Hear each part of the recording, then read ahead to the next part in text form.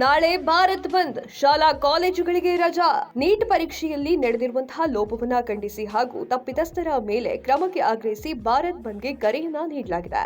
Student federation of India ಮತ್ತು progressive democratic student union ಸೇರಿದಂತೆ ಹಲವು ವಿದ್ಯಾರ್ಥಿಗಳ ಒಕ್ಕೂಟಗಳು ಗುರುವಾರ ಭಾರತ್ ಬಂದ್ಗೆ ಕರೆಯನ್ನ ನೀಡಿದೆ. ಈ ಹಿನ್ನೆಲೆಯಲ್ಲಿ ದೇಶದಾದ್ಯಂತ ಪ್ರಿ ಪ್ರೈಮರಿ ಶಾಲಾ ಕಾಲೇಜುಗಳನ್ನು ಬಂದ್ ಮಾಡುವುದಾಗಿ ಒಕ್ಕೂಟ ತಿಳಿಸಿದೆ.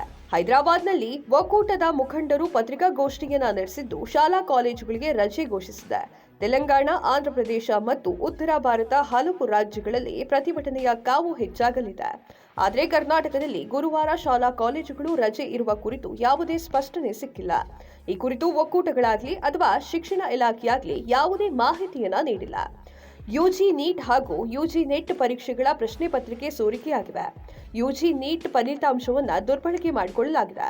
ಆದ್ದರಿಂದ ಈ ಹಿಂದೆ ನಡೆದಿರುವಂತಹ ಪರೀಕ್ಷೆಯನ್ನ ರದ್ದುಗೊಳಿಸಬೇಕು ಮತ್ತು ಮರುಪರೀಕ್ಷೆಯನ್ನ ನಡೆಸಬೇಕು ಅಂತ ಪ್ರತಿಪಾದಿಸಿದ್ದಾರೆ. ಇದು 24 ಲಕ್ಷ ಅರ್ಜಿದಾರರ ಭವಿಷ್ಯದ ಮೇಲೆ ಪರಿಣಾಮ ಬೀರುತ್ತದೆ ಅಂತ ಒಕ್ಕೂಟಗಳು ತಿಳಿಸಿದೆ. ಕಳೆದ ಜೂನ್ 4ರಂದು ನೀಟ್ ಫಲಿತಾಂಶ ಪ್ರಕಟಣೆಯಾಗಿದ್ದು, ಫಲಿತಾಂಶದಲ್ಲಿ 67 ವಿದ್ಯಾರ್ಥಿಗಳು 720ಕ್ಕೆ 720 ಅಂಕವನ್ನು ಪಡೆದಿದ್ದಾರೆ. 67 ವಿದ್ಯಾರ್ಥಿಗಳ ಪೈಕಿ 12 ಜನ ವಿದ್ಯಾರ್ಥಿಗಳು ಒಂದೇ ಪರೀಕ್ಷಾ ಕೇಂದ್ರದಲ್ಲಿ ಪರೀಕ್ಷೆಯನ್ನ ಬರೆದಿದ್ದಾರೆ.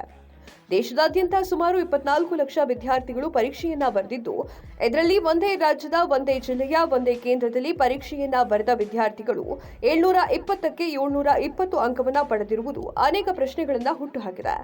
ನೀಟ್ ಪರೀಕ್ಷೆಯಲ್ಲಿ 180 ಪ್ರಶ್ನೆಗಳಿದ್ದು, ಸರಿ ಉತ್ತರಕ್ಕೆ 4 ಅಂಕ, ತಪ್ಪು ಉತ್ತರಕ್ಕೆ -1 ಅಂಕ ಇರುತ್ತದೆ.